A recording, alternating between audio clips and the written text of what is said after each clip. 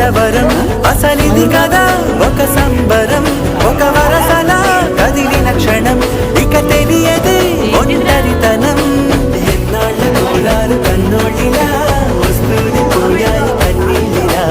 ఇల్లంతా మారింది సందళ్ళుగా నీరంతా ఉండాలి వెందిళ్ళిలా మనవారే వెనకుంటే మరణాన్ని మరిచేది మనసంతా వెలుగేన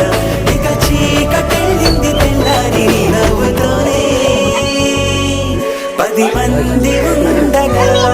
ప్రతిరోజు పండగే పడి నవ్వుతుండగా ప్రతిరోజు పండగే